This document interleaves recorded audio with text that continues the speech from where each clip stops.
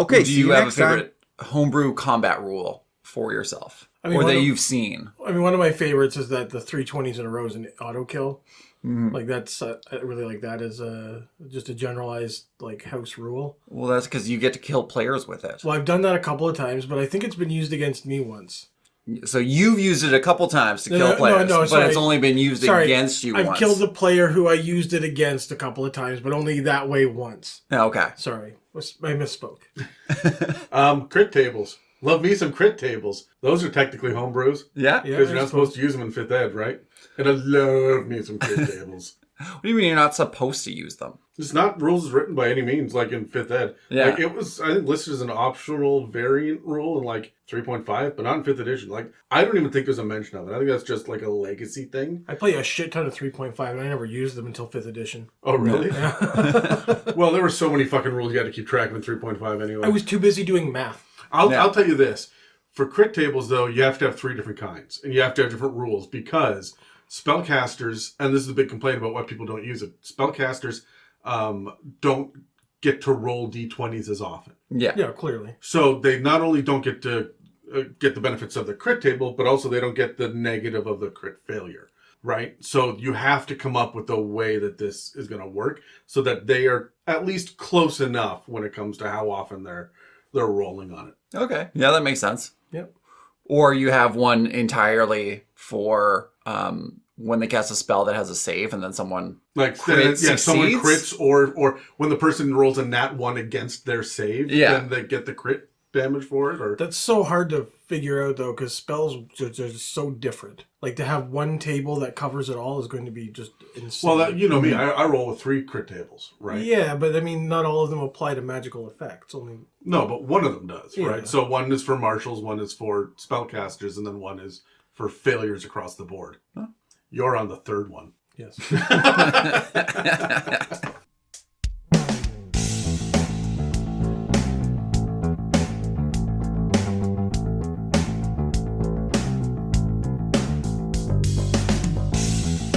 Welcome to the It's a Mimic podcast, where you never know what you're going to get.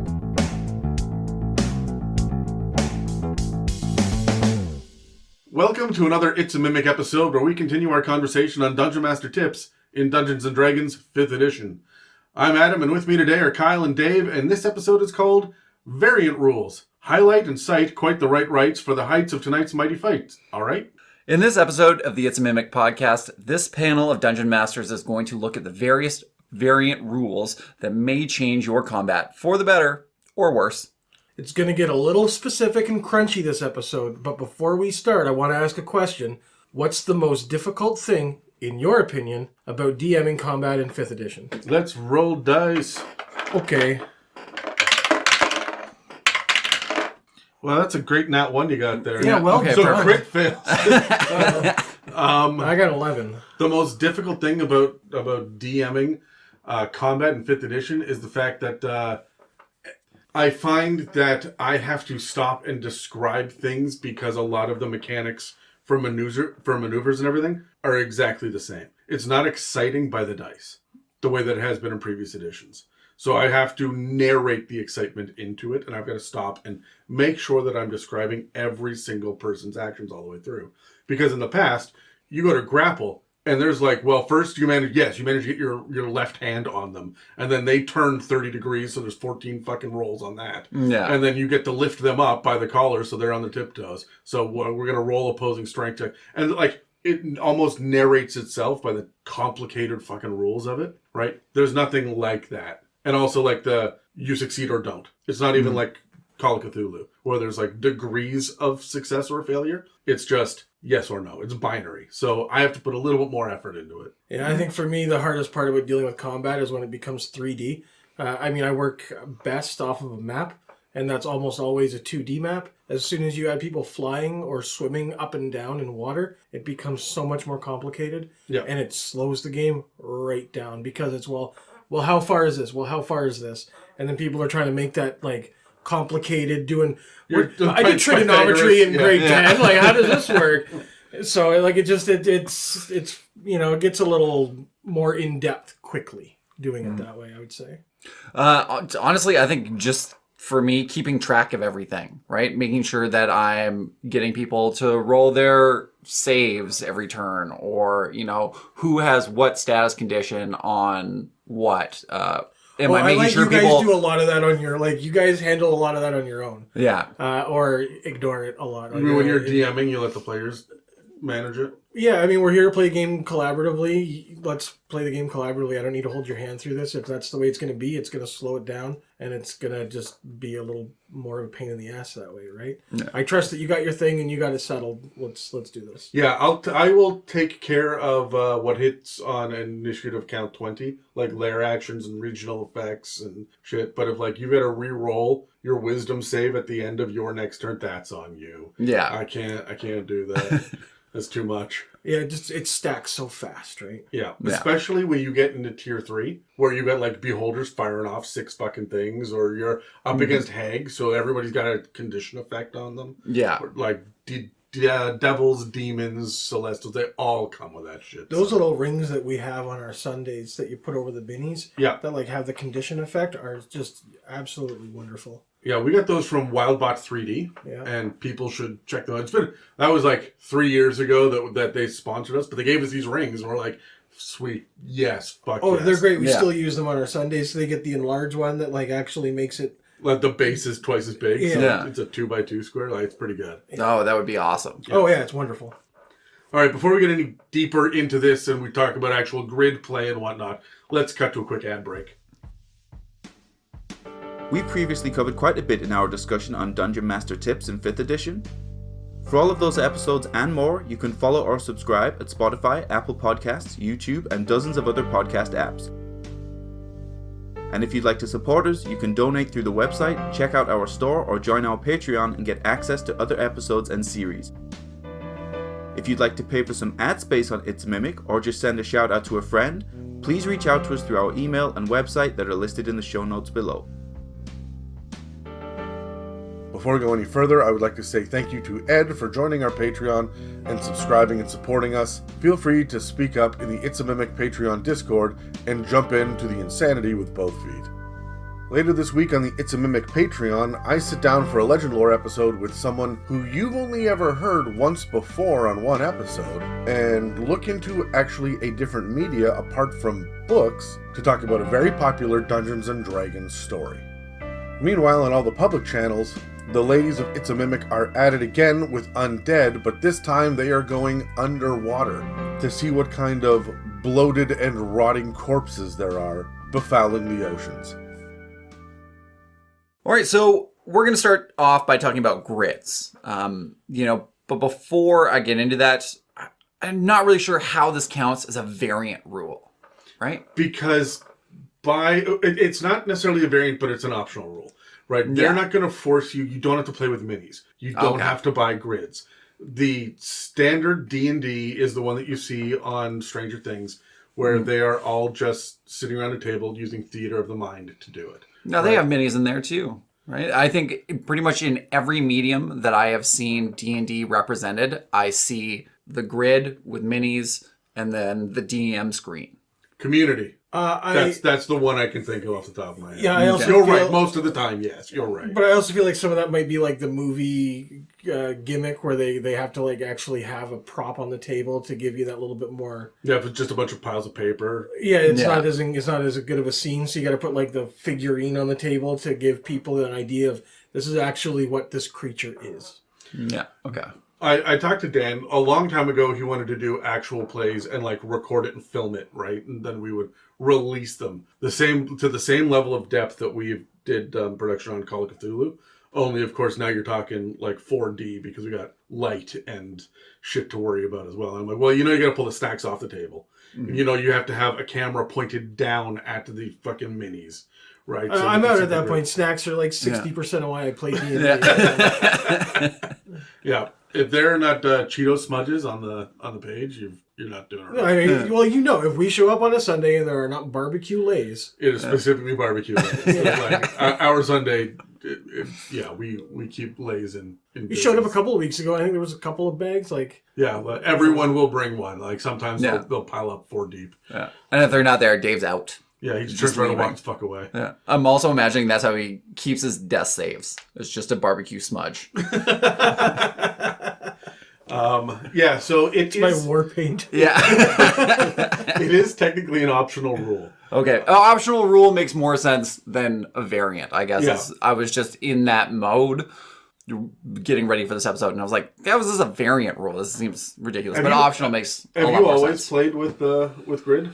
I mean, 90% of the time, I'd say. I mean, when we're doing Candlekeep, it's mostly theater of the mind. Yeah, the set piece encounter at the end might have a map. Yeah. But it's hit Sure. and miss, yeah. I'm getting to the point where I prefer theater of the mind, and I will really only bust out a map at all if I'm having trouble describing the complex setting. Right? It flows so well because of the way that we're set up, though, for Sundays at Dan's. Like, it's that giant table that's all grid on the table. Yeah, he has a dry erase, right? And it's ready to go. When we're even in my garage, we got to, like, sit and hang up the thing on the wall, and then we got to get the markers and wipe it off. Like, it's not ready to go. So, it as well slows down the game, so it's got to be worth it, right? Mm-hmm. Yeah. Yeah. Also, we have so many fucking minis, it's a crime to not use them. Yeah. Dan and I pulled them all out, and we were looking at the ones that need to be painted, and we've got well over like 130 unpainted minis that are just ready to go. Jesus. And I was talking to Peps about it because all she does is do like mini painting and stuff. That's her whole Instagram and TikTok. Yeah. And I'm like, can I ship you minis, please? There are ones I need to have painted just for the aesthetic. But I mean, that's another whole other fucking side of grid play, right? Is digging into the minis because you're not guaranteed to get the minis you want. No, but I mean, when we're doing at Dave's house, right, we just have little pieces of paper. Like, it doesn't need to be minis. Oh, yeah, that's how I started. It was little pieces of paper with blue tack on the back. Yeah. And you put them on the map that's hanging on the wall. Yeah, that's exactly how we do it. We got numbers 1 through 20 and A through F, right? Yeah. Not that I have any sort of that organization. It's just first one. Oh, yeah, it was just so you can, F has taken 34 damage. Yeah. Moving on, yeah. Anyways, if you are interested in playing in grids, you can find this information in the PHP at page 192. So grids can come in 2 different flavors, either as squares or hexes, both presenting 6 sides around each individual square or hex. However, hexes definitely have a more dynamic feel to them, I think. Have you ever played with hexes? I haven't, but I think they look classier. They do, although I'll tell you right now, area effects get fucky. Oh, okay. And like running to different parts of the map when you're not in a straight line when you're doing hex. Yeah. If your movement is like 90 feet, like for 30 feet, whatever. But if you're one of those monks that's going 90 feet, like you end up burning some hexes at like weird angles and shit to get there. Okay. Oh, yeah, I can see that. I honestly thought it would have been easier. It is, like right? I say, for small movements. That's why I like it for overland travel, because you only go 1 or 2 hexes at a time. Yeah. So you don't ever burn a hex, right? But when you're counting out, if they're 5 feet apiece and it's 90, right? Then you're going 18 squares. You're going to burn a couple of squares in the meantime, right? Okay, fair enough. So regardless of which one you use, each counts as 5 square feet. With moving in between each adjacent space costing a character an additional 5 feet of movement. Although, obviously, this can be impacted through things like difficult terrain. So, say a character has 30 feet of movement, that means they will be able to move 6 squares in any direction, provided they are moving in straight lines. There is also different rules for diagonals, but we'll get into that in a bit.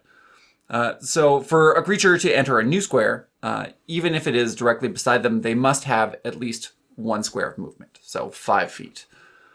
It should also be noted that when it comes to objects that butt a square, such as corners, trees, or any miscellaneous object, a creature cannot move diagonally across it, and it instead must take the long way around, or just count it as difficult terrain, which I personally think makes more sense, but it's also just me being petty about things.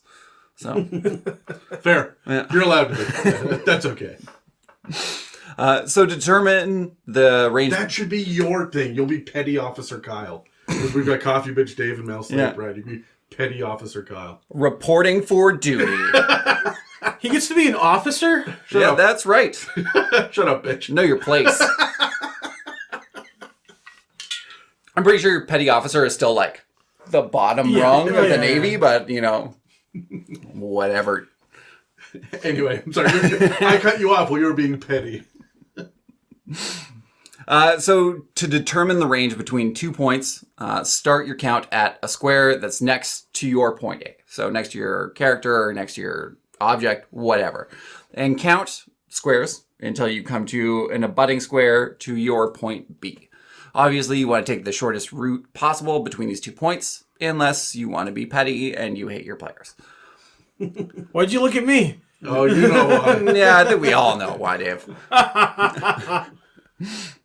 So in the DMG on page 252, there is also a variant rule for doing diagonal spaces, where it recommends that you alternate counting diagonal spaces as counting between 5 and 10 feet. So 5 for the first one, 10 for the next one, 5 for the next one, 10 for the next one. Yeah, that's what I usually use. Yeah. That's what I do as well on Sundays. Yeah. Yeah. It's technically not mathematically correct. It's close enough, though. It's close enough. And that's even what the book says is it's not mathematically correct, but it does level out the advantages of moving. Yeah. Right? So that stops you from burning squares. Yes. Exactly. And that's it for Gridge. So, I got a couple of quick questions then before we move on to the next thing. Because we're setting kind of the stage now for, these are all the combat variants today, right? So, let's grab dice because I have questions. Okay. I rolled a... Oh, no, it's a... Ooh, you bumped me to a 16. I'm at a 16-2 roll off, Dave. All right. Oh, going off with a 14. 8. Baloney. I got a 10. Yeah. All right, so I'm talking to myself first. It's always how this fucking goes. I'm comfortable with that. What are the benefits of playing on a grid as opposed to theater of the mind? Well, clearly the most obvious one is people can visualize exactly what's happening, and you don't have to spend the time saying, this is how far away everybody is from the different things every time it's someone's turn.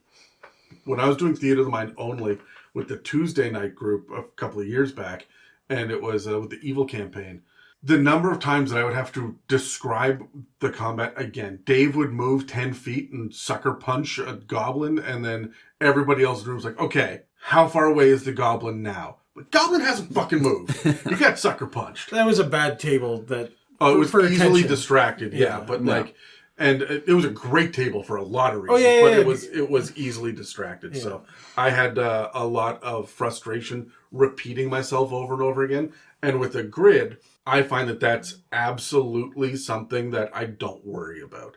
Yeah. I mean, I always like having that more tangible thing. I like being able to be able to put my hands on it rather than imagine it in my head. When I imagine things, I have found that I sometimes will imagine them very differently than the other people I'm sitting in the room with, and it creates a lot of confusion. When it's on the board, it's on the board. It's right there. Just have a look. We'll figure it out. It just makes it so much easier from that perspective, but there is that prep that goes into it too, right? Like, it takes a little bit more to get the grid going. Yeah. Kyle, what's the best benefit of running a grid? Well, I mean, everybody can just see where everything is at all times. It's easier to understand spells, how an area of effect is going to work. You know, you don't have to constantly field the same questions over and over again. I'm going to say this too. I find that my players, when they have their own mini, and it's like they've got a custom one, especially like a Hero Forge mini, but even if they're like, this is the one out of the bin that I'm going to use for my character, they become attached to the character faster if they've got a physical representation of their character. Like, Dave didn't really give a shit about his last character in my campaign at first, and because we were using generic mini. And then you had a piece of art drawn for him, and suddenly you gave a shit. I never even got to play him after I got the art. No, yeah. Dan had him killed immediately. That's very true. Yeah.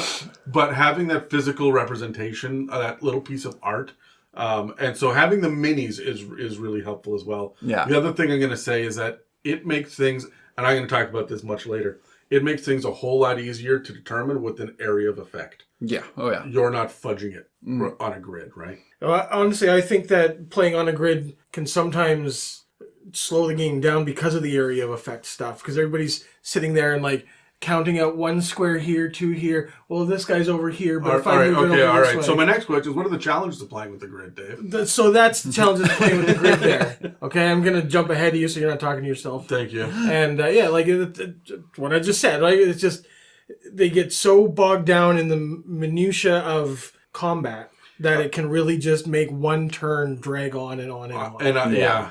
Kyle, do you have something as well? Well, speaking to that effect, right? I think one of the things that happens with Roll20, right, is they give you that little ruler tool where you can just like, how far is this to everything?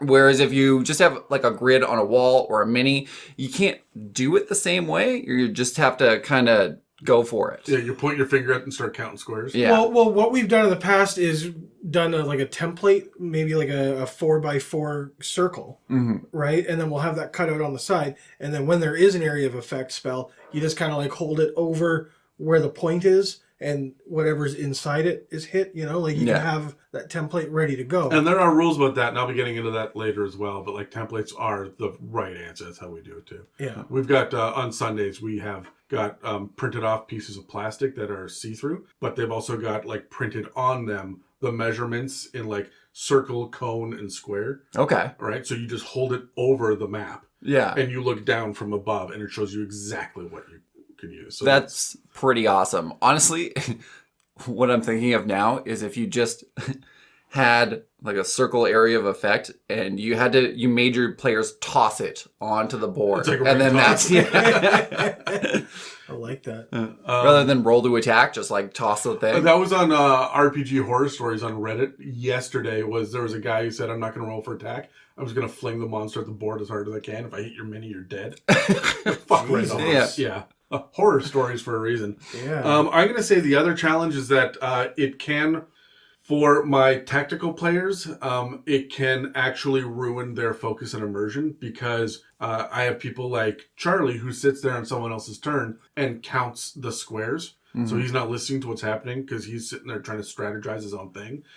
By being precise. Because the moment that you have a grid, the moment you have lines, it is now the right thing to do. The illusion of the chess game instead of the role-playing game. Yeah. Or I have to optimize my thing, right? Yeah, and that's... I run into that quite a bit. The other one is Dan, who does the exact opposite. He's played for so long. He glances at it and goes, that's 35 feet, which is my movement. I can shoot 120.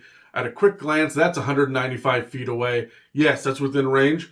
All right. And then he zones out for the rest of his fucking turn, and everybody else is talking because he's already solved the next 25 minutes of gameplay in his head, and now he's playing footsies with Dave under the fucking table, right? We don't sit beside each other anymore. No, we don't. Fuck, you're terrible.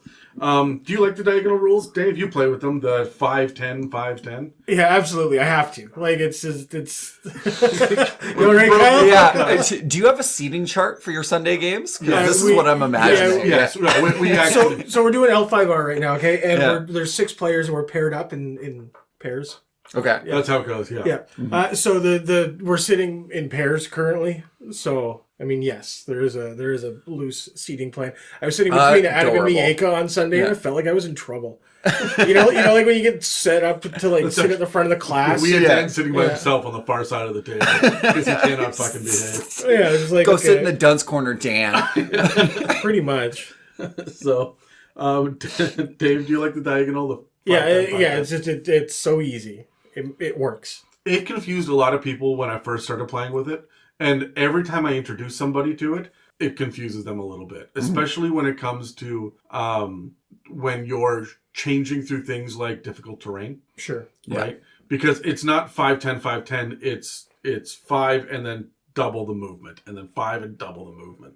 Right? So when you're thinking about difficult terrain, or you go from a fly speed to a walk speed in the middle of your turn, what does that mean? Yeah. Right. So that's where it can get a little bit more confusing. But once you have that figured out, I think it's far better. Yeah, I would agree.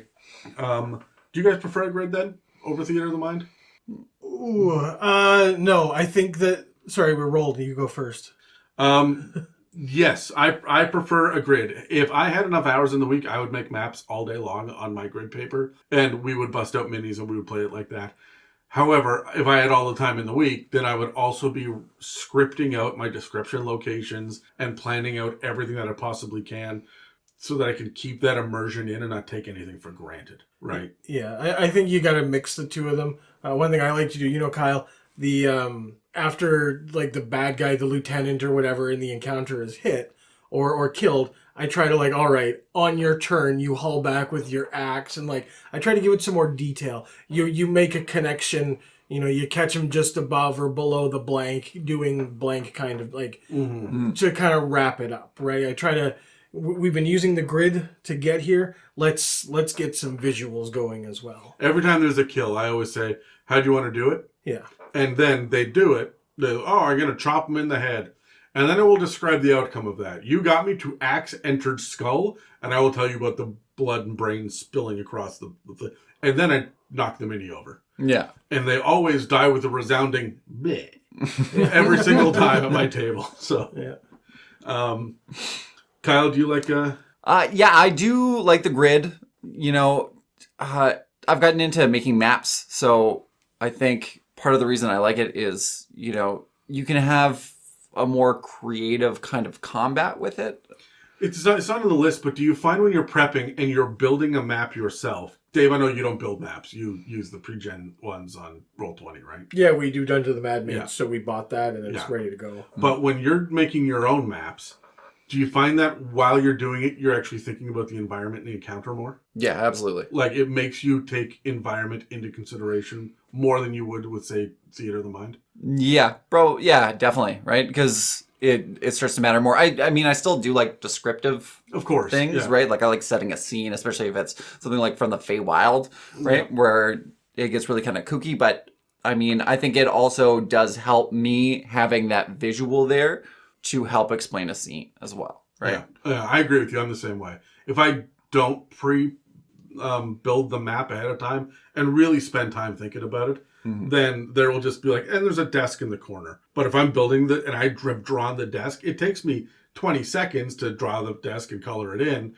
right? But during those 20 seconds, I'm like, and it's made of mahogany. And it has little etchings on the side of dragons in combat. Because this was a knight's desk, right?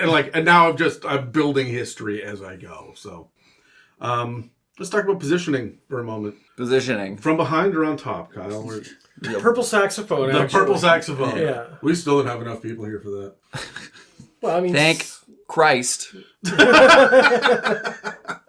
I'm not sure he's the one to thank. I don't get any of them. So, positioning.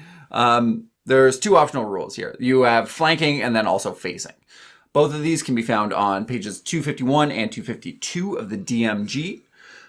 So first off, we're going to talk about flanking, where if two allied creatures find themselves on opposite sides of an enemy, they gain advantage on melee attacks.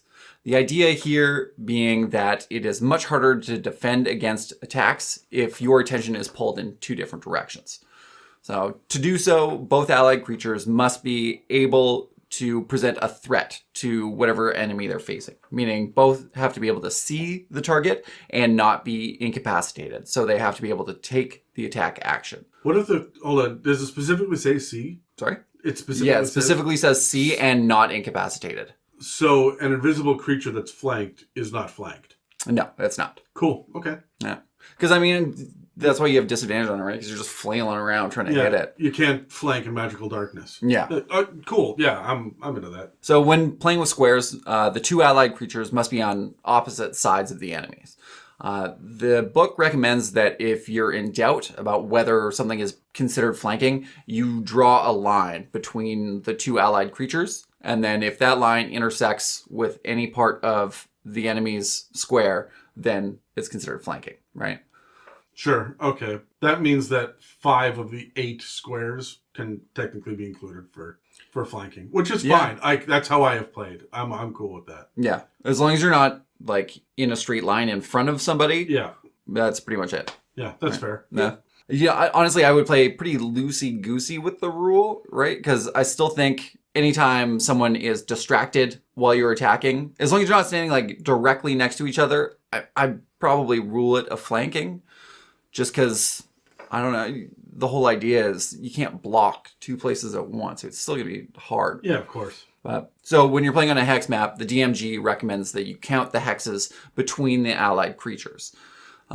And that will count as a flank. So the number of hexes necessary will depend on the size of the opposing creature. Sure. So for a small or a medium creature, they have to be separated by 2 hexes.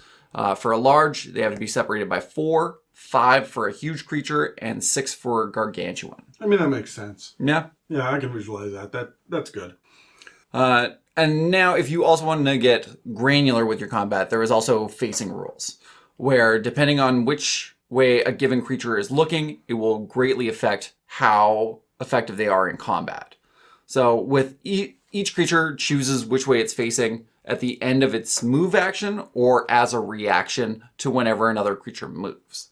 So what I take that to mean is that it uses up your reaction just to turn and face a different direction, which I don't know, I'm not a huge fan of that. It just doesn't seem enough compared to what else you can do with a reaction. It starts to feel like tank warfare at that point because you want to shoot forward, right? And I don't know. I've got some thoughts about facing. Yeah, I'm not a huge fan of it, to be honest.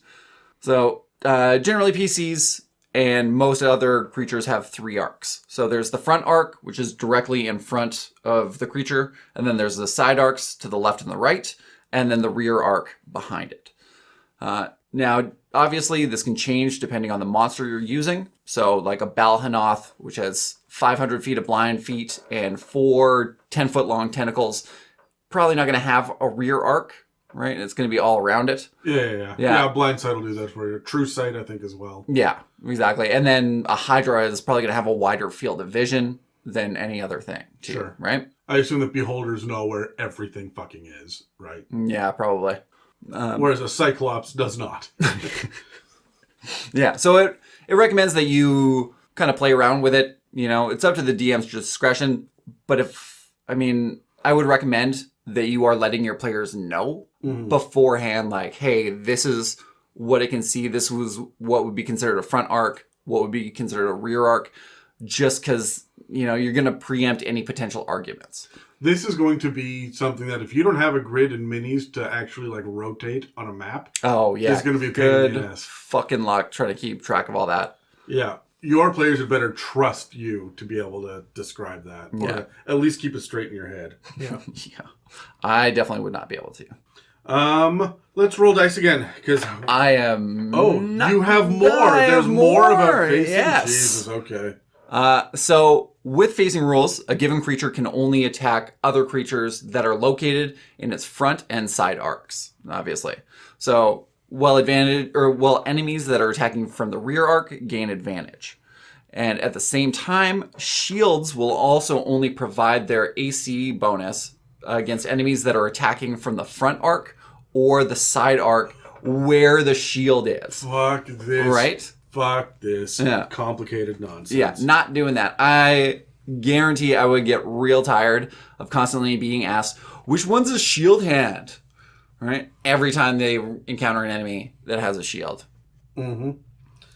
So if you're playing on a hex grid, the DMG recommends that you determine the DMG recommends that to determine the arcs, you pick one side of a creature space, draw a wedge shape, which I take to mean the same as a cone-shaped spell, and then that determines its front arc. I know, and it's like it starts talking about how, you know, if that wedge covers more than half the hex, then that's considered that arc. And then it also recommends a wedge for the back to determine the rear arc, and then wedges to determine side arcs. It was just this is Warhammer.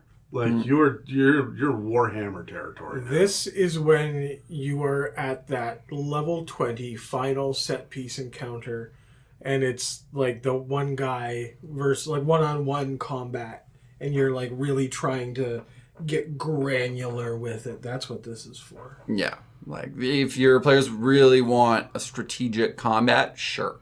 You hear about the people that complain that combat took 4 hours for us to get through 7 rounds of combat? Yeah. And my first question is always, well, how many players are there? And my second question is, how many monsters were there? My third question from now on is going to be, are you playing with facing? Because fuck. Yeah. The worst part about this wedge arc thing is that it doesn't actually include an illustration to explain the fucking gibberish that they're going on about. Right? And so that's theater of the mind. Yeah. So I mean, really, if you wanted to use it with a hex grid, just pick one adjacent hex, and then that's your front one. And then the 2 to the sides are going to be your side ones, and then the 3 behind you are your rear arc. Okay, Yeah, fair enough. Easy. Yeah. Unless you really like wedges. I mean, you can do that too, but... All right, now can we roll dice? Yeah, now you can, okay. yes. Yay! But wait! No, I'm just kidding. I got a 12. I got a 17. All right, Dave, you're first. Nice. So, do you like to play with flanking rules? Yeah, we use flanking all the time. Do you? I think so, yeah. Yeah. I have decided not to play with it anymore. Why? I found that we were spending the majority of the time... See, I had 2 rogues in the party in the last... Well, that's what it's useful for, is the rogue, right? Right, but it was giving advantage consistently when otherwise advantage might not have been given. And so the rogue was suddenly getting advantage all of the time. Sneak attack was always going off. It wasn't a conditional thing anymore. It was every single round of every single combat. And so we played through the entire campaign like that, and then I announced to everybody, hey, the rogue was doing consistently more damage than any of the other marshals at that point because of this. They were just rolling more dice. So I'm like, we're going to scale this back. And Charlie wanted to play a rogue, and he's like, okay, I'm in. That's cool. And he just played a swashbuckler, so it didn't fucking matter anyway. So yeah, we don't play with flanking rules anymore on Sundays. Yeah, now that I'm thinking of it, I don't know if we ever really get into it that much because our rogue sits back with a crossbow most of the time. Yeah. Yeah. But I mean, it's always been available. Like that's not something I've shied away from. Yeah, I'm enjoying not playing with it because it makes the rogue feel more special when sneak attack goes off. You are now playing the rogue in the campaign because your character died. Yeah. So we'll see how you like it without the flanking rules over the next. Well, it's a very different kind of rogue. I'm a rogue fairy scout. Yeah. So it's a scout. Yeah. Right? So it's all ranged shit, right? Yeah. And you can fly, so why wouldn't it be? Exactly. Yeah. Tune in next year when I bitch about flyers on the podcast. I'm really looking forward to enlarging, grabbing, flying, and dropping. I mean, you're still... It's still medium, but he can then lift medium creatures is the point. Okay. Yeah. Fine. My grappling fairy. Kyle, do you like flanking? Yeah. I mean, if you want to bring it up to me, sure. But if I ran into that situation, the same one you had, Adam, I think I would probably be pretty mean with it. I mean, if you're going to use it, I'm going to use it. And also, if you're getting sneak attack every time, those guys are only going to hunt the rogues. Because they're just like, took a crossbow bolt to the head and took a huge amount of damage. Oh, they're coming for you. They want to find you. Yeah, and that was the other thing, too, is that this campaign was all Tier 3 and Tier 4. So I was throwing multiple combatants, so I was flanking as well. Yeah. And, of course, when you have advantage with plus 16s, plus 19s to hit on the monsters, you're hitting, right? So we were just slugging it out. I found, and granted we've only been playing Tier 1 now, but I have found that the combats tend to last a little bit longer, be a bit more strategic when it's not a 3-round slugfest. Yeah. So that's why I'm enjoying it a bit more. Dave, do you like the facing rules? No. Kyle, do you like the facing rules? Fuck no. I like the facing rules, but only under one very specific circumstance. Yeah. And that is siege weapons that are stationary. The ballista, the catapult, the things that are not easily cannon. Movable. Like if the ballista is facing north, it is not going to turn south on its move. Yeah. And that's just it. Like I had a dragon one time inside a small room. It got teleported in there and couldn't get out. So it was facing the door and it couldn't turn around. Yeah. Yes, facing rules came up. Okay. Right. But like very specific, the siege monster, the siege. So those rules to be one of those rules that you take out of the back of the book every so often and put it the fuck back there when you're done. And let everybody know it can swivel this far to this far. And here's my pen on the map. This is the range that it has to be able to. If you're outside of the range, it cannot swivel any further. Yeah. Or you've got to like rip it out of the ground and move it. And then that's like there's a lot going on there. So. Okay. The only time I would see myself using facing is if I wanted to do like a heist and you had to be really sneaky, and just to make, I don't know, a more creative kind of gameplay. Almost like Metal Gear with like you got to sneak between where the guards are facing. Yeah, and then you'll throw sound to make them look another way, and then you can sneak by, and you only have so long before they turn back around. Yeah, that's cool. Yeah, you're part of a skill challenge. Yeah. Do you like the square grids or hexes better? I mean, I've never really used the hexes, but squares have worked just fine for me. Yeah, I have no problem with squares. I don't mind hexes for Overland, like I said before, but yeah, I'm cool with squares. Yeah, no, it doesn't make a huge difference to me. I like the look of hexes better, but yeah. I mean, that's it. That's my only real. Fair enough. Now, Dave. Yes. Take us through some of the shit that you can do. Once you've figured out flanking and facing and whether or not you're on a grid, what can you do during your action besides attack, cast a spell? Well, there's a whole bunch. Yeah. But real quickly here, I got grapple. To break down real quick, you use an action. If you have multi-attack, it replaces one of your actions. So if you attack 3 times, you can hit with your sword twice and then grapple, which is... I don't know why you do it that way. You should grapple first and then... Yeah, and then slam or something. But maybe you want to... I don't know. There's... Well, then you get advantage with your attacks, right? Mm-hmm. Well, I suppose, yeah. So grapple first and then... Yeah, makes sense. But it does use the action. You have to have at least one free hand to grab a creature that is within reach. Okay? Now, that creature has to be within one size category larger than you. So if you're small, it can't be a large creature. It makes perfect sense, right? The attacker uses their athletics check. The defender uses athletics or acrobatics. It's their choice. It's an automatic success if the target is incapacitated. It's a free action to release the grapple. Of course, that's the attacker, not the grapple-y, clearly. Yeah. When you are grappled, your speed becomes 0. You can't increase your speed through any magical means or other ways. The grapple ends if the grappler is incapacitated. It also ends if the grappled creature is removed from within reach of the grappler. So if you misty step away, the grapple ends. Mm-hmm. Yep. So pretty straightforward. To escape the grapple, it uses an action. The grapple-y uses athletics or acrobatics against the grappler's athletics. To move with a grappled creature, it's just treated as if you have... it is not difficult terrain. The speed is halved unless they're 2 sizes smaller than you. So if you're a large creature and they're small, you can move normally with them, but otherwise it's going to take you... This is how I threw the fucking gnome off the bridge when I was running Giants. I picked him up and just yeeted him off the fucking bridge. Yeah. Was this Dan's character? Yeah. Good. Yeah. Walked to the edge, held up my hand and let go. And then splash. Well, scream and then splash. Bloop. Yeah. I should have guessed. As soon as I heard gnome, I was like, damn. Yeah, of course. Other than grappling, we've got shoving here. This also uses an action. It takes 1 of the attacks if you have many. So you would probably use this last so that you're not shoving them out of range. Sure. But you can choose to either shove them back 5 feet or knock them prone. Or you could shove them back so that they're getting flanked if you're using flanking rules. Because if you still have movement, you can walk but up, only if they're them. Facing in the proper... Never mind. No. But like, if there's somebody 10 feet away, you can walk up, shove them, and then finish your movement by stepping closer, and then getting the flank rules. Yeah, also knocking them prone is... Yeah. Gets you it's essentially the same thing. Well, again, it's one of your attacks, so you can knock them prone in front of you, and now you've got...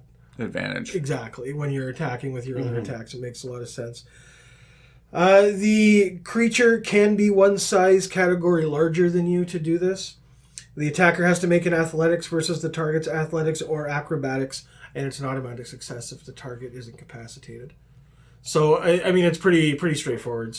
This is the same thing that I said before, though, about the thing I didn't like about 5th edition was, you'll notice it's the same fucking mechanic for both. Yeah. It is identical. Buckle up. Yeah. I know. It's fairly boring that way. Now, those 2 are the only ones that aren't actually optional rules. Yeah, these are right out of the PHB. Anybody can use these, and it's known that you can use these, right? Oh, absolutely. I mean, I don't think we've ever really come across shoving. No. Or if we have, we've called it something else.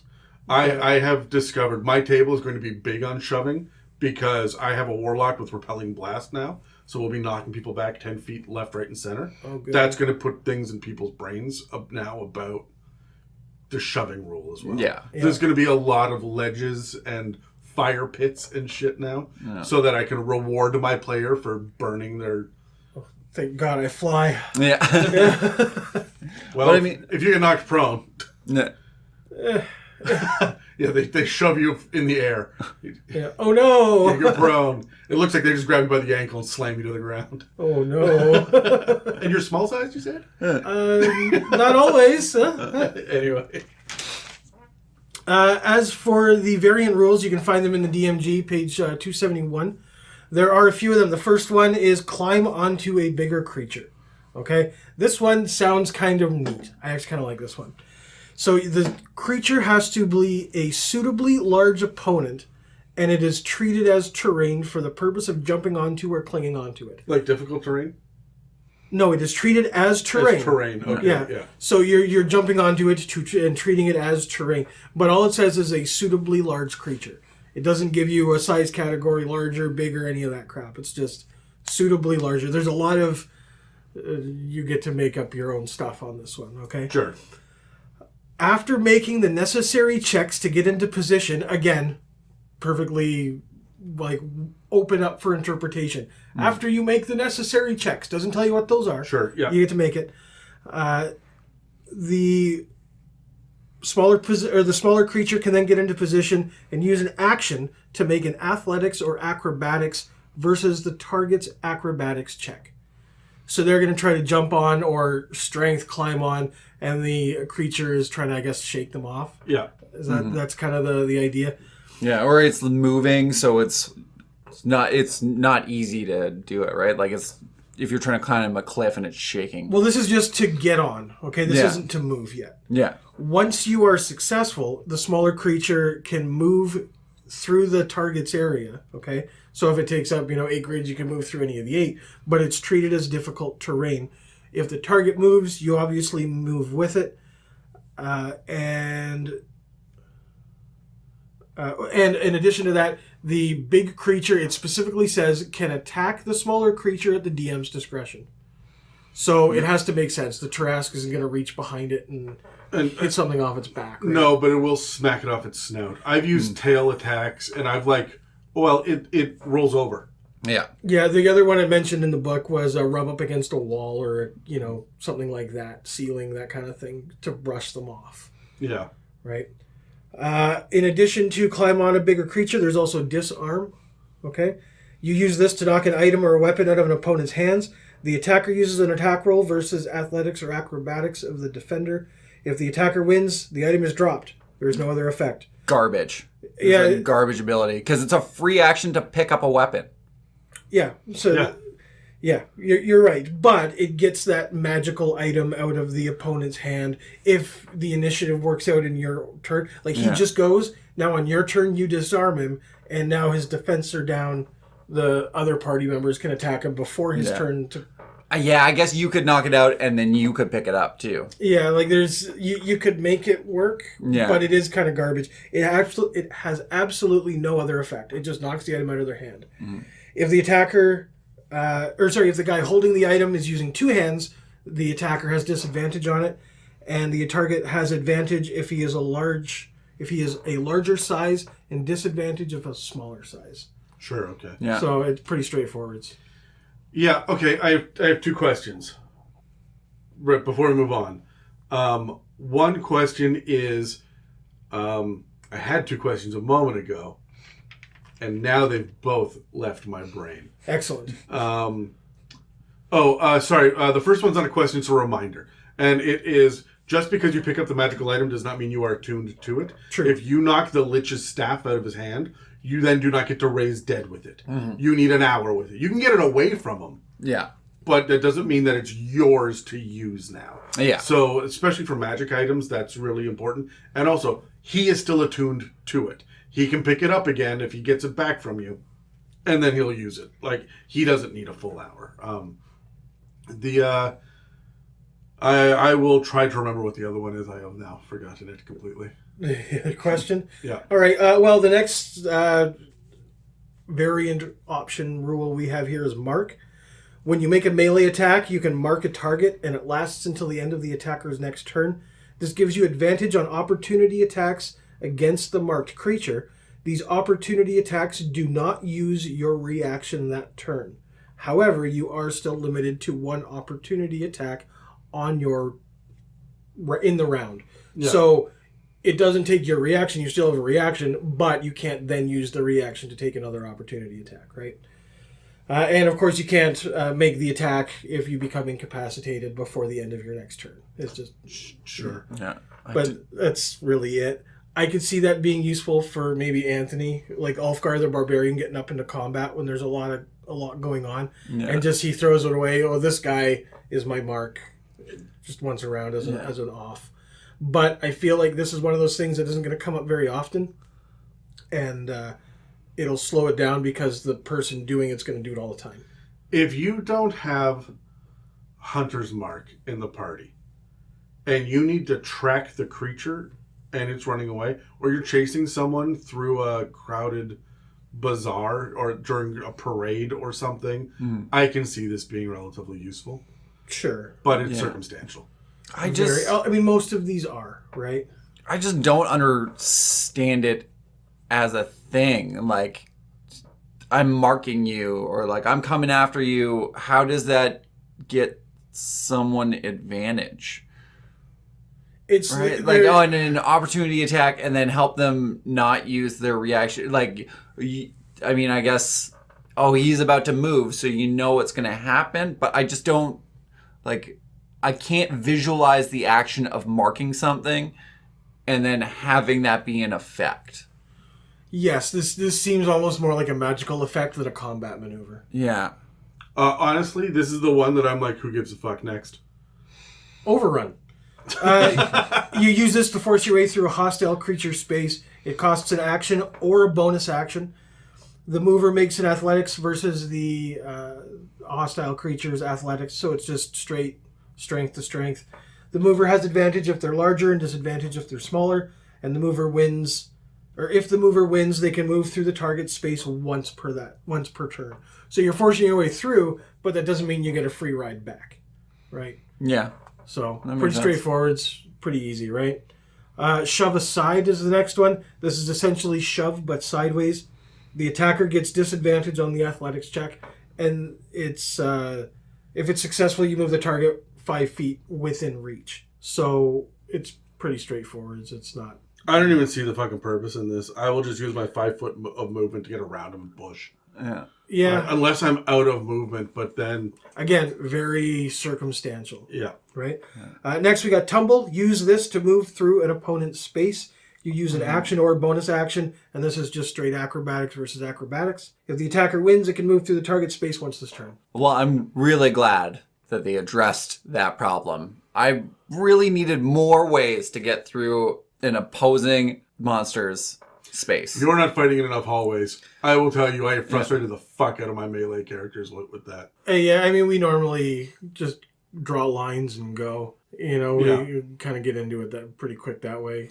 As soon as someone walks in, the first one in gets surrounded, and there we go. I have a lot of combat in doorways and in hallways, specifically because it makes 3 people in the party out of the 5 go, well, now what the fuck am I supposed to do on my turn? Yeah. So, like, they walk in, they attack, and the rogue's happy because he'll bonus action disengage and step away. Yeah. Right? And then the fighter goes into attack, and he's going to take an opportunity attack to get out of the way so the barbarian can go next. Right? Like, it does add a little bit of... Whereas the barbarian could squeeze through the allied character's space. Yeah. No problem. It just counts as double movement.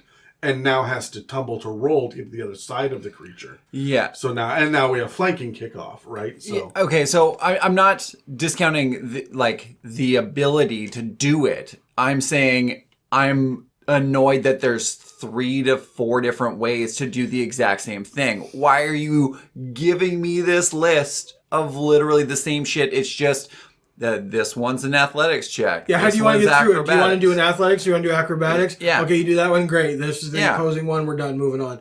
Why do we need to have overrun and tumble and blah, blah, blah, blah, blah, right? Yeah? Yeah, exactly. Right? Like, if you overrun, you're also stomping on the creature, and you can deal 1d4 on your way through. Great.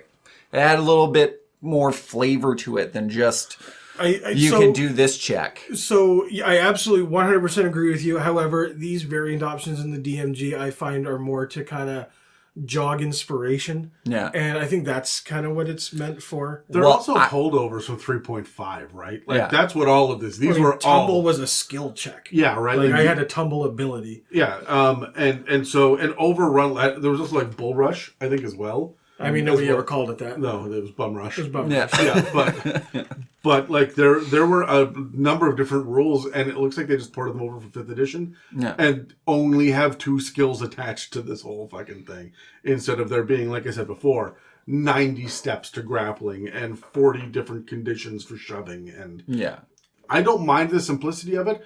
I wish there was a little bit more to it, though. Yeah, I wish there was a side. Like, I don't want to just give up my attack to just move, right? I want overrun to require that I have a shield. Yeah. Right? So that I'm bashing them out of the way. Like, I want there to be more to it. Yeah. But you can combine shove aside and overrun together, right? Like, you run through, push them 5 feet away. Yeah, I look at the combat side of an encounter is very robust. There's a lot to do. The bonus action, there's a lot to do. The reaction, not so much. The movement, not so much. But you're giving the idea of movement a little more flavor doing this. And that's the key here, right? Okay. That's why it's going to work sometimes. That's why these all are applicable in that one scenario. I remember my question for disarm. Did it say specifically it had to be a melee attack? No. So you can disarm with a ranged attack? Yes, or a magical attack, I suppose. That was my next thing. Like, can you disarm with a fireball? DM discretion, I would say. Well, what's the roll? The roll is athletics versus, so not a fireball. It doesn't make sense. You'd be rolling athletics for your fireball to disarm. Let me look at this again. It would be, no, it's when the attacker uses an attack roll versus athletics or acrobatics. So when you make an attack... An attack roll, so a save won't count. So not fireball. No. Yeah, it says a creature can use a weapon attack to knock another creature. So, I mean... So what is a weapon attack and what is an attack with a weapon? Those are 2 different things. Of course it is. I'd probably let you do it, though. However, we're going to get nitty-gritty with it. Like an Eldritch Blast might do it because you have to roll to hit. And it's force But a magic damage. missile won't. Because you're not rolling to hit. Well, There's no attack roll. Yeah, okay, look. But then so you're also giving up damage to do it, right? So you're like, I'm aiming my Eldritch Blast at his sword. Yep. So... I'd let it happen, for sure. But again, if you're making a save, no, it has to be an attack roll of some kind. Yeah. Sure. You have to target the weapon. But because that's my idea. That's what I'm thinking. I'm absolutely going to let them do it with an arrow or a crossbow, though. Oh, yeah. Yeah, you shoot them in the hand, you can do this. Yeah. Yeah, but I might make that... I might make their AC a little bit higher to make that hit. Well, yeah, it's got to be an acrobatics or athletics. I'm going to give them advantage on it because it's a smaller target. Yeah, like there's a caveat for that for sure. Yeah. Or I would make the person being disarmed have to do a save DC, right? Yeah. So you would use this same deal you do for spellcasters. So it's like 8 plus your proficiency bonus plus whatever the modifier relevant to the skill is. Yeah. Makes sense. Yeah. The last variant rule here I was going to go over is cleaving through creatures. This is on 272 of the DMG. In order for this to work, it has to be a melee attack. The melee attack then has to hit a previously undamaged creature and reduce it to 0 hit points. Then you roll... Then you take... There's a lot to this, so I'm trying to get this straight here. So you have to hit an undamaged creature and reduce it to 0 hit points. So say you hit something that's got 7, you do 15 damage, all right? You can then go and get the guy beside him, but you use the original damage roll against that creature's AC. So you're not rolling to hit again, okay? And then whatever damage is left would be applied to the next creature. So I said the first guy took 7 damage. Well, say there's 2 goblins and they've got 7 hit points. The next guy takes 7 damage. Well, he was previously undamaged too. You can go right through him, and as long as the AC from the original damage roll beats the next AC, you can apply that last 1 point. You don't mean damage roll. Yes, I do mean that. So the original hit roll. Yeah, so if you roll a 16 to hit these kobolds. Yeah, it'll hit all three of them. Right. And then the first one takes 7, the second one takes 7, and the last one takes 1. Sure. Right? So you're just kind of going through them. But has to be previously undamaged, has to be reduced to 0 hit points. Right? I hate that.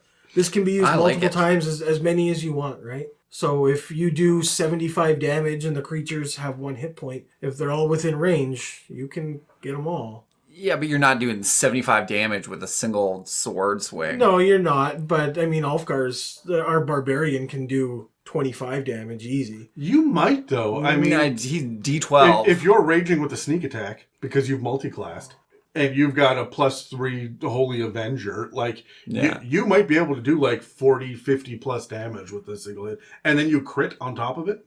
Like, you may be able to actually send out... Yes, is it physically possible? Yeah. Sure, but it's going to be rare that it comes. Yeah, you're going to be able to do that much damage on your turn through multiple attacks, but this is just... Do they have to be adjacent to each other or to you?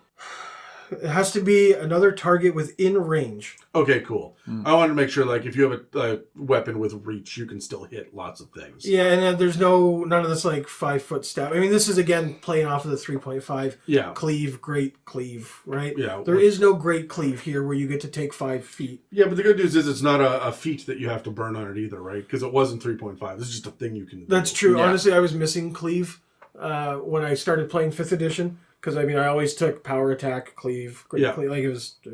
That was your build. Yeah. Why wouldn't you? Whirlwind attack, let's go. Yeah. Right? So I felt like it was missing it. I don't think this makes up for it, but it's something. I think it's bullshit that they have to be undamaged. If you have 1 hit point left and I lop through your fucking neck, I should be able to hit the next guy. Sorry, I missed that part about undamaged. Yeah, so... They have to have full hit points. Yeah, it has to be an undamaged creature when an undamaged creature is reduced to 0. So you have to kill it in a single hit. That's the point, yeah. And that's the only time you can cleave. The idea is that's my only complaint. Yeah, okay, otherwise, I love it. Yeah. Well, the idea is that your axe hit is so powerful it goes right through it, lops its head off, goes into the next one. Right? Yeah, but if you're not, it's not a glancing blow that does the last 3 damage and then gets into the next guy. No. This is a powerful move. Yeah, but the idea is that it's not... The glancing blow is not whether or not I hit with enough AC or how much damage I've already taken. The glancing blow is, do I do 1 damage or 101 damage? 1 damage is the glancing blow, so I don't get to cleave into the next guy. 101 damage is, Jesus Christ, that axe is taking me with it. Right? Yeah. I'm spinning in a circle and it's out of my control. Yeah, whirlwind attack. It's great. Yeah. Let's roll. Out of 14. I had a 15. I can't see from here. A 19? Yeah, yes! I got a 2, though. Finally. All right, Kyle. Which of these are important enough that you think they should be included in most games? Cleave? Yep. I like climb on a bigger creature, but important enough to bring into most games, I don't see it being in most games. No, this would be, all right, guys, you guys are going to fight this giant thing now. There is a rule for this. Here it is. Yeah. If you want to, great, but there are so few huge and gargantuan creatures that this is always in all of my games. It just never fucking comes up. Yeah. Right. Other than that, no. Yeah. Yeah. I could take or leave most of them. If I can be honest, I like disarm as an optional rule, but I'm going to warn my guys. If they can do it, you can do it to us. You can do it to them. Yeah. So I don't know.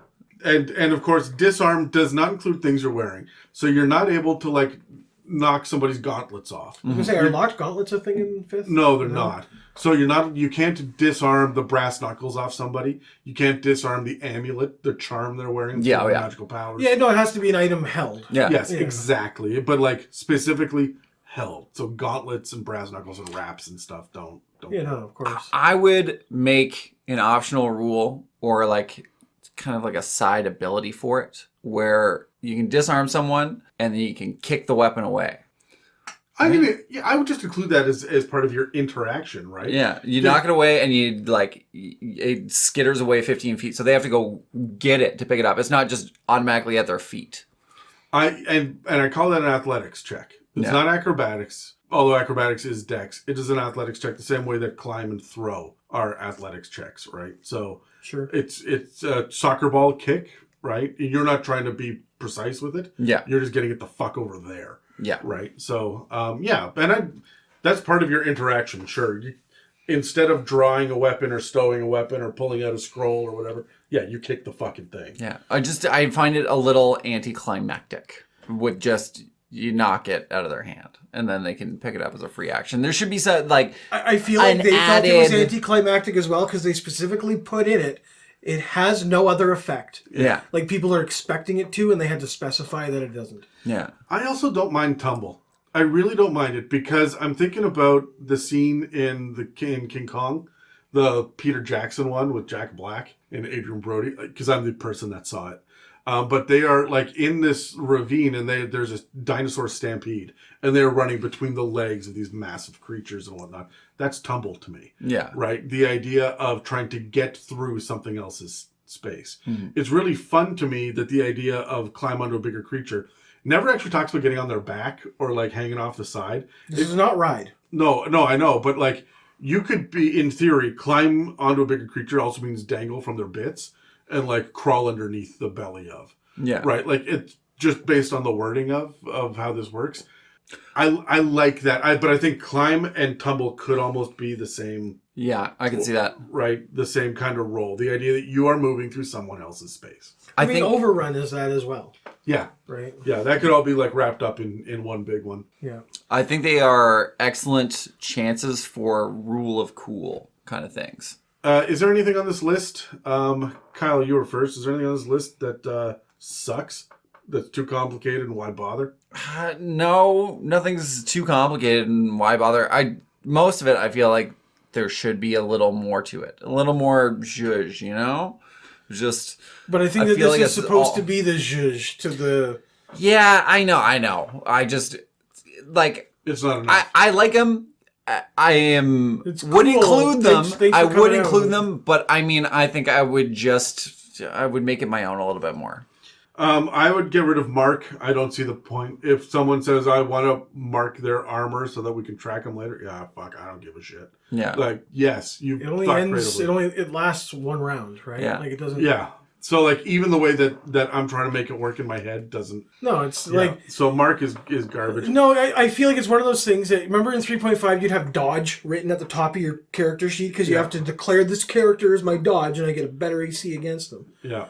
You would do this with mark because every time you get into a combat it's that's my mark, that's my mark, that's my mark, that's my mark, and you're going to eventually use it twice, but you're going to point it out every time, right?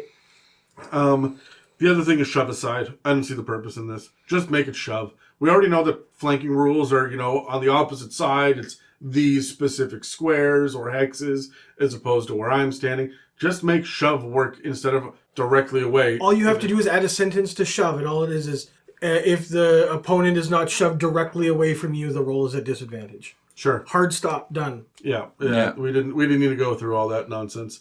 Well, then it allows you to pull, too. If you want to, like, grab them and throw them to the square behind you. Which I absolutely let my guys do. If you get a successful grapple and you move, you can burn your movement to rotate and drag a person around you. But I'm saying you can do this with the shove, like, the shove mechanic. Instead of shove backwards, grab and pull away, like...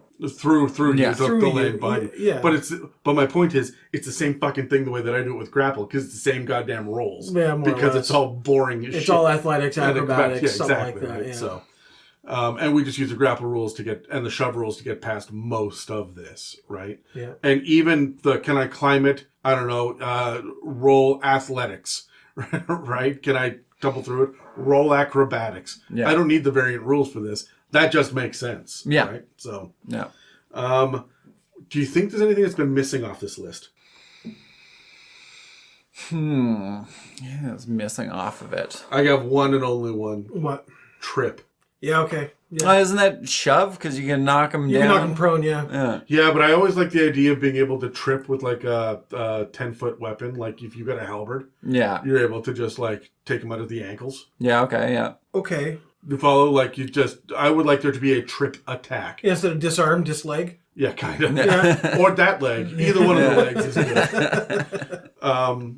Yeah, I feel like you could get into a little bit more based on size categories, or is it a quadruped or a biped, right? How do you have advantage or disadvantage, right? Like that kind of shit. If you are 2 size categories larger, then you can trip it more easily. That kind of shit. Yeah. Right? But yeah, that's it. That's really the only one that I could think of off the top of my head that I'm like, that's the one I want to do. Yeah. I was thinking it'd be cool to get shit like fish hook, but or just get gouged. Yeah. Use the thumbs. Yeah. Target is blinded until the end of your next turn. Yeah. All right, let me get into. Do you guys have any other thoughts before we move on to the next bit? Nope. All right, so here's some variant rules about spellcasting. All right, a lot of this is in the PHP, but some of it is in Xanathar's Guide to Everything as well. So let me get into this because spellcasting is the most complicated part of this game. The thing it takes everybody the longest to figure the fuck out. And so we've made it more complicated. So here we go. In the PHP, it says that some spells are more obvious than others. And so, and it specifically says Charm Person is imperceptible. They use Charm Person as an example. And the idea here is that you can tell when a fireball goes off. You can't tell if a person has been charmed. Yeah. But this isn't after the fact. This is the spell effect. It doesn't call it a spell effect. It says the spell because spell effects are different. But essentially, the effect of the spell is imperceptible. Apparently, it's a variant rule in Xanathar's Guide to Everything to have the casting of a spell be observable. And this is a variant rule. Like, most people don't play with this, which I find fucking wild. The idea that if there's a verbal, somatic, or material component that is a part of casting the spell, it is an option to have other people be able to perceive that. Yeah, I mean... I think that makes perfect fucking sense. Yeah. Spells are not whispered under your breath. These are declarations of magical intent. These are, there's a reason you say abracadabra with flair, right? Yeah. Like, it's a magic word. The hand movements in my head are Doctor Strange, right? They're not Gandalf blowing lightly on a crystal to make it glow. Yeah. Like, it is great big hand movements. And material components getting used up, they literally get sent to the negative plane. So they get zapped out of existence, and there should be a little pop or a whiff of black smoke or something when they go, right? There is something you can see when this happens. Terry always likes to eat his. If it's like elderberries that are used up, or like the bat guano, he like shoves it in his mouth and chews it and swallows, and then he can cast the spell. Like, I like that. Yeah, he was playing a fucked up druid. Like, in the sounds like it. Yeah. But even if it's a spell pouch or like a spell component pouch or foci or holy symbols, the holy symbol should glow. The arcane focus should hum or spin or something, right? And the reason I lean into this is because subtle spell is meta magic for sorcerers. It exists for a reason. And subtle spell says that this makes it so that when you cast the spell, they can't see that you have cast the spell, so you can do it in secret. That's really powerful. That's intense. There's a reason bards don't fucking get this, right? But apparently this is a variant that a lot of people don't know about and don't play with. All DMs out there should make it so that, yes, all spells are perceptible until someone takes this. Or the other one that they list in Xanathar's, which is really cool, is if they're an innate spellcaster. So, for example, there are monsters out there that can essentially cast spells without using verbal, somatic, or material components. If you see in their stat block it says innate spellcasting, it just happens near them. They just think about it and it goes. So it's not perceivable. There's no idea that this creature did this. I didn't know that until I was reading this. And that's badass and cool for some of the weird face shit that's out there. Yeah. Like, the world just starts to get weird around you and there's no reason why. Like, do hags have innate spellcasting? Do they not need spell components? That's fucking wild if that's the case. Right? So... I mean, I never really considered it, but no, they don't. Right? So, like, Yeah. it as much as I think about it, they've got their little, like, bag of components and they've got their cauldron with shit bubbling. Yeah. Right? Well, But, I have Newt and... yeah, all and, that like, stuff. when dragons have innate spellcasting, they just think and it goes. Yeah. Hard stop. And, like, that's really cool from a DM perspective. Okay, awesome. I am so glad that I have this now. It's not a spellcaster or access to magic or innate spellcasting. Different fucking rules. Yeah. Very just fun. Perceives the way it wants reality and makes it happen. Yeah. And I think a lot of the time it's monstrosities with low intelligence too. So, Yeah. like, a displacer beast doing its displacer shit is like innate spellcasting almost. Yeah. So it's in the same vein anyway. Okay. So it would be like, this is an ability that I can do. The blink dog blinks out. Yeah. That's it. That's just the thing it does. Yeah. So it's like instinct. Yeah, I really like that. That's super That flavorful is pretty and awesome. fun. And I suggest everybody brings that to their table. That makes magic more magical. Yeah. Also, if you can see that a spell has gone off, you can watch somebody casting the spell. You can choose to identify it. And you have to use your reaction immediately after the spell has been cast. And if you miss it, you have to use an action to figure it out. So if Dave's character casts it and you want to know what he just cast, you have to burn your reaction on this round. Yeah. Otherwise, it takes your next turn. That makes sense. Like you're watching him do it, so it's easier to figure out than it's already there. Yeah. Shit, what was the effect? Yeah, the idea that, the delayed blast fireball, you didn't see them cast it. Yeah. Right? So, but the way that you do it is you use an Arcana check. It's DC 15 plus the spell's level. You get advantage if that spell is on your list, on your spellcasting list. Unless, again, it's innate spellcasting. Because so even if I have some creature that can cast fireball, for example, right, innately. God, I hope nothing can do that. But let's say that they can. And Dave has it on his list, and he wants to know, did he just cast fireball?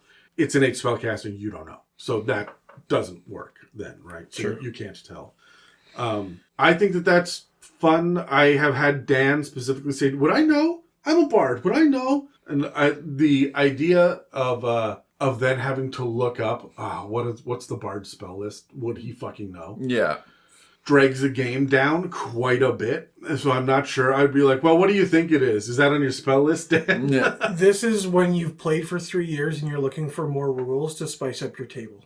I think so. When you guys are all seasoned pros and you need that, to inject a little bit more flavor of something in, that's what this is. Or you swap DMs, like you've been playing for a long, long, long time, and so one person describes chill touch very differently than someone else describes it. The skeletal hand for one person is a ghostly hand for another.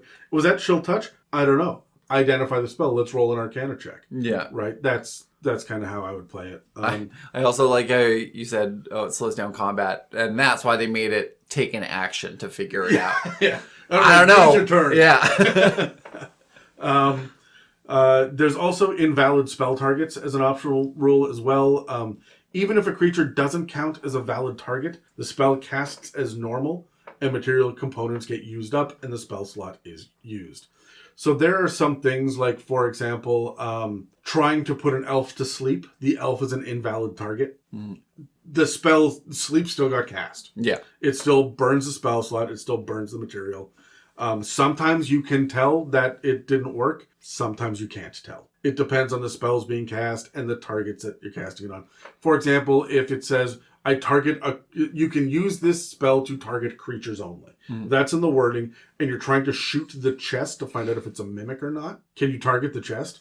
Oh, if it is a mimic, yes. Yeah. Right, but the moment that you say, okay, so it targets the chest, Yeah, you've now, know. as the DM, you've given that away, right? Well, but they do. I mean, the DM screen I have, it has ACs for stuff like that. So it's like, I think it has an AC of 10 or something. For a chest? Yeah. Yeah, but that's for if you swing an axe to hit it, right? Like the idea is if you're trying to just do like a firebolt at it, 2C. Yeah. Right? Or I'm gonna make it do a dex save. Like my acid splash cantrip. Yeah. Right. So will it make a dex save?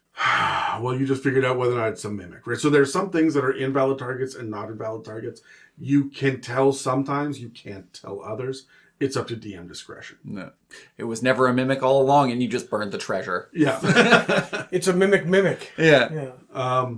There are also a whole lot of rules about areas of effects on a grid. We talked about it a little bit. There's a lot about templates and tokens, and that's a two-way to track it. It's nearly impossible to discuss this with any real clarity in an audio medium without visual aids and like pictures of a grid. Like you were complaining before. Yeah. What the fuck are they talking about with these hexes and everything? Yeah, the wedges? Yeah, right. Get out of here. So I'm going to do my best, but I'm going to glance past this. You can find this in Xanathar's Guide to Everything. Templates are exactly what we talked about. The idea that you cut out, and it actually says, cut out a piece of paper that mimic this. But the rule is different than it was in 3.5, and I've been running it wrong for years now in 5th edition. If a creature is in a square and any part of that square is touched by the template, then the creature is affected. I've always done 50% or more of the square. Interesting. I don't think we... No, it was any part of it. Yeah. Yeah? Yeah, because you're still getting hit by whatever's in it. I'm pretty lenient, too. Like, if you're going to do your thing, I want you to do your thing. Yeah. Yeah, it has definitely come up where I've had people, like, hold the template and say, well, I can only get a corner of this one, so I want the full blast hit. I'd rather hit these 3 completely than these 2 a little bit, right? And so, I don't know, it's come up, definitely. If an area of effect comes from the creature that casts the spell, then it extends from the caster. And you can choose, if you're playing on a grid, if it's at the line, like the side of your square, or the corner of your square. Are you talking about like an aura kind of thing? No, I'm just like using a it as cone, an example. like a cone, Yeah, for okay. example. Like a cone of cold. Yeah. It comes specifically from the edge of your square or the corner of your square. But only depending if you're facing in the right direction. Is that how it's going to work? Well, it will matter a whole lot if you're using facing rules, but the idea here is that it doesn't come from the center of your square. Yeah. Or it doesn't, because when you're dealing with cones or circles, that may not catch some squares then. Yeah, I mean, I always assume that your player takes up your entire square. So it from you, if it's 15 feet, it goes out an additional 3. Hard stop, right? Mm-hmm. Yeah. You have to make sure that you remember, this was not part of the rules, but I'm going to say this. Make sure you know the difference between a radius and a diameter. And a circumference. Yeah. Yeah. If you use tokens... When does circumference ever come Well, up? the fireball comes with a circumference of 39.5 feet. What? No. It's not that. Kidding. If you use tokens, and so... have you guys ever used tokens for areas of effect? The idea here is that you lay down pennies, or dice is what they recommend, inside the squares. And so any square with a die in it, or with a penny, or whatever in it, is affected by it. Yeah. So you map it out with tokens. We use wet erase, so we just map it out with a pen. Yeah. It makes sense, but that just seems way too laborious. Yeah, the other thing about it too is that it's all done with flat sides and square corners. Yeah. So if you've got a cone at a weird angle, you've got to draw a zigzag across the map to determine which squares it's hitting, which can be a little bit fucky. And there are rules in there about when you do it on angles and corners and all that crazy shit. But it is fucky. You're going to sit there and argue. It's going to drag the whole game down. Yeah. Don't use tokens, use templates. Yeah. Your life is so much easier. And if I can be honest, spend the $20, get on Etsy and order one. There are people that are selling that shit on Instagram all of the time. These little clear colored templates, and they're fantastic. Yeah. They're great. Let's roll initiative again. 13. Oh, 1. 19. All right, I'm talking to myself then. Good. How do you feel about perceiving the caster and identifying a spell? And how do you put your own personal spin on this? I like it. I think everyone should do it. Everyone should always do that level of shit. If you're letting your characters cast Charm Person in a crowded bar and nobody fucking notices, you're doing it wrong. That's too much. Well, I mean, doesn't it say, right? You can't tell what the effect is. Sure, they see someone casting a spell, but... Yeah, but you may not be able to tell, sure. But if there's a guy in the middle of the bar waving his arms around, screaming something in Latin... Everyone in the bar, the music stops and everyone takes a step back and looks around for the weird thing to happen. Yeah. And suddenly the surly bartender's like, free drinks for everyone, sure. Okay, we figured it the fuck out. Yeah. There's an insight check there, but sure, yeah, we figured it the fuck out. Mm-hmm. So, and the idea of identifying a spell, good. Now we know what Arcana is for. It's the skill that never gets used on the fucking page, right? This actually came up recently. We use Arcana. Yeah, we do use it fairly frequently, I would say, yeah. To identify maybe what the magical effect of a scroll is, because maybe the scroll isn't going to be in a language that they're familiar with. You know, if you cast the Identify spell, and again, I have a power gamer at my table, if you cast an Identify spell, it just tells you that shit. Yeah. Also, if you take a short rest with the magical item, and you just focus on it as if you were attuning, no matter the language, you know what magical effect it does. Sure. Even if it's a curse? That's 5th ed. Yep. We like... I hate that. Yeah. I pulled that shit away from my table, so... I like to just hit the highlights and keep going, right? Yeah. So I'm very much no, I'm not going to give it to you. Make your Arcana check. Let's figure out what that wand does. See what that scroll does. Yeah. Right? Do you use the 15 plus spell level? No, I use whatever number I make up on the spot. Yeah, okay. That legitimately, that is how I make up, let's say 95% of my DCs. Yeah. Yeah. Look, DCs are supposed to be, kind of seat of your pants for the most part, so... It's one of those, how easy would it actually be for this character to do it? Yeah. A 15 for the spellcaster is not the same 15 as it would be for a barbarian. A barbarian, yeah, you know? It shouldn't be, but a lot of people run it like it is. Right? Yeah, and there's an argument to be had for it, for sure. But I don't want to get bogged down on that. I want to progress. I find some days we're pretty slow to begin with, and it drags on and on. Yeah. So let's cut the bullshit and keep going. We're here to tell a story and roll some dice. Yeah, do you like it, the identifying a spell and the perceiving it and all that? Yeah. Those rules? Yeah. I think it makes a lot of sense. Yeah. Yeah. I will forget about them the next time I need to do it, but I like them. Yep. As a DM, having to explain the validity of a target to a player can be seen as confrontational. No, you can't target that guy. You burned your spell slot and nothing happened. Do you have any tips or tricks for other DMs so that they can avoid unwanted tension during a session with that shit? Oh, well, I'm last. So. Oh, yeah. Don't invite Dan to your table. I have done a lot of legwork over the years to build trust with my players. So when I say it doesn't work, they will go, that's weird. Something fucky is happening in the game. I trust that this is fair. I will see this through. Mm-hmm. It takes a while to get there. And if you're one of these online DMs that has a new game every 4 months and stuff with different players all the time, that's hard to do. To just have that trust. Yeah. But I would honestly, and I had to do this at first, especially with a couple of players I used to play with, I would have to break the fourth wall and say, trust me. It is fair. It's part of the puzzle. This did not work, and it used your spell slot. Mm-hmm. And I'm okay doing that because it allows them to know that I'm not being a dick. I'm not just saying, no, I don't like your shit. Yeah. So, well, at least not more of a dick than usual. Well, yeah. I am a consistent amount of dick. Yeah. I can say that for sure. Dave? Oof. I mean, to build on what you previously said, when we're sitting at the table, I expect that my players trust me. If you don't, go away. I'm not here to argue the minutia and the motivations of phase spiders or things like that. That's really not what I'm here for. God, get over it. So, but that being said, a new player, like, it does take a minute, and I probably should be more tolerant of things like that, which clearly I'm not. I mean, not like, just to flip it for a sec. I mean, not to be that fucking guy at you, Dave, but you did the opposite of accidentally omitting some information, and then a genocide happened. Yeah, Dave. No, not really. Not really.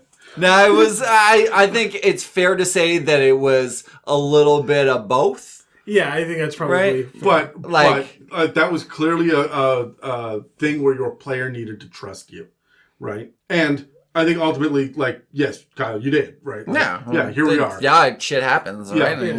But that is something where that was a bit of a DM flub. And if you were at a table with players that didn't trust you, people would walk, right? So the idea of having your players automatically trust you for that shit, I think you and I take for granted because we've been playing with the same people that we've known for years and years, which is not true for everybody at every table. Yeah, and let me be very clear, I will not DM for just about anybody. I think it's a very limited amount of people. It's a closed game. It's an exclusive club. Yeah, they got to be like a certain level of chump to make it to our table. You have to have a consistent amount of dick to get to Dave's table. Kyle, how do you... Less than 2 inches. Oh. So what I like to do is describe it, right? Try to add a little storytelling to it. Like, not just, oh, it didn't work. It's, you saw this person and they looked like they just scuffed it off, like they didn't even care. All right. There was another time we were dealing with shambling mounts, right, where if they take lightning damage, they get health, right? Yeah. I would describe it as, you shot that lightning bolt and you saw the shambling mountain get a little bit bigger, like the leaves got a little bit more green, right? It's something to kind of like clue you in that something is off to it, and that doing it again is not going to work. That this is a purposeful reason within the story and not just you saying, no. Yeah. Right? And then walking the fuck away. Yeah. Because if you just dismiss it, then people will feel like they have been dismissed. Yeah. I mean, or you're trying to cheat them, right? Yeah, that's just how to deal with people 101, though. Have you met the people that play this hobby, Dave? The idea of social awareness is fucking minimal. Ask Terry. Okay, the next thing I want to talk about, by the way, I love all of you that'll listen to this. Join the Patreon. The next thing I want to talk about is simultaneous effects. So, clearly things can happen simultaneously in Dungeons & Dragons. However, we do play in a turn-based game, right? So, the way that it works, according to the variant rule on Xanathar's Guide to Everything, page 77, is the person whose turn it is controls the order of the shit popping off. Okay. If you want to hold your action until you see the Hobgoblin Guard come through the door, and the Hobgoblin Guard is tiptoeing through the door, and he is held, and he is ready to get his shield up the moment he senses something is wrong, but you've got a crossbow bolt, aimed at him. It's your turn, and you've held your action. Well, now I'm controlling the Hobgoblin. He comes through the door. I get to control the order of shit that goes off, and you don't have any say about that. He may glance at you first, and perception check, he sees you, the shield comes up. Yeah. So your attack, has a disadvantage, or you don't get that surprise round or whatever. However, if it's on your turn, you are waiting for Dave to drag the Hobgoblin out, and you're waiting to use, then it would be Dave's turn. Yeah. So Dave is bringing it out, and then Dave would choose, does Kyle shoot first or the Hobgoblin react? Right? So depending on whose fucking turn it is, they control the order of the things. Not necessarily the effectiveness, but the order of them, which feels a little odd. It does. Okay. It does, but I think it makes the most sense because, I don't know, it's the easiest to accept. Yeah, it's going to cut arguments earlier, right? You're not going to have that pointless argument. No, but this happens first, or this happens. It's a fair middle ground. Yeah. Yeah. Without knowing this, how did you guys handle these simultaneous effects in the past? I always let them go first. Players are the heroes. Yeah. Yeah. Or whenever we remember it to happen. Yeah, that's true. But we'll go back a half a turn to let it happen at the right time. Yeah. Yeah. If it's close for me, I will go based on who has the highest dex or the highest initiative. Okay. Sure. That's often what it comes down to in a real tie where I can't determine. Both Dan and Terry reached out to grab poker chips off the table at the same time. We're not even in initiative. Who's got the higher initiative? Who's going to get the jump on the other? Yeah. And if it's tied, roll off sleight of hands, right? There are ways to do it, to find tiebreakers, and I will often rely on the stats, the decisions that have been made during character creation, and if not that, then dice. I personally, as a DM, don't want to be responsible for that shit. Yeah. Because I don't want to be the adversarial dungeon master. I don't want to have to referee that. Yeah, I mean, rock, paper, scissors is my normal go-to if there's... Yeah, I've seen that a lot. Thing. Yeah, I've seen that a lot at tables as well. And I don't mind that. I find that this is a little bit funky. I'd be curious to play with it, but it's a weird one. Yeah. Any other thoughts about it before we move on? No, not really. We have one final section here, and it's one of my favorite things ever, and that is morale. And specifically the idea of retreating. Enemies will retreat under some circumstances. A lot of players or a lot of DMs will have their creatures fight to the death. I hate having my creatures fight to the death unless they're zealots. A UNT cultist 100% fights to the death. However, most even beasts will run away at some point, right? It gives some examples in Xanathar's. It says, a single creature might retreat if it's surprised, if it's reduced to 50% of its hit points, or if it can't hurt any enemies on this turn, which felt a little bit weird to me. So if it's standing there watching combat and it can't get involved, it'll just run away. Yeah, that makes sense. I mean, fight or flight. Sure. Yeah. I guess if you are attacking the kobold camp and the kobolds can't get to you and all the other kobolds have run forward, yeah, it'll fuck off. Yeah. But if the kobolds are ambushing you and it can't get to you on this turn, Yeah, it's not going to... it's situational. Yeah, so... I'm also kind of imagining, like, you know, they come into battle and they'll just take one shot, just a pot shot, and then they'll run. And if they miss, they'll still run. They'll be like, oh shit, I lost my advantage, so I'm out of here.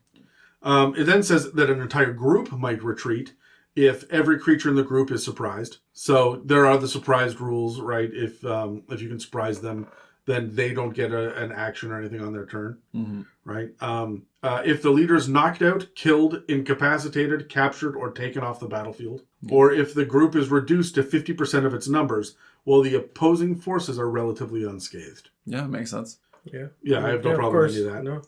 No. For creatures that are by themselves or a leader of a group, if they have reached the conditions, like 50% of the group has been wiped out at this point, they have to make a DC 10 Wisdom save to keep everybody there. If the leader is killed and that's what's triggering the group retreating, then the next highest charisma in the group gets to make that DC 10 Wisdom roll. Okay. Okay, why isn't it a charisma roll, and why is it a wisdom? The wisdom is about, because wisdom's not actually wisdom in 5th edition, right? It's situational awareness. Yeah. That's why it's perception and investigation and all that shit, right? So it's survival and whatnot. Technically, this would be your situational awareness, whereas charisma is about understanding intention. You know what the intention of the barbarian swinging the battle axe is. Yeah. You don't need to do a roll on that. The charisma... The next highest charisma is, can I control the other minions around? Will they flock to my leadership? Right? So the second in command probably has the second highest charisma. Yeah, okay. But it'll be their wisdom roll, which should be relatively high. So you should have a decent chance of not retreating because it's a DC 10 wisdom, and that never changes. That's just the stock number. Okay. When you retreat, you get away by the fastest means possible.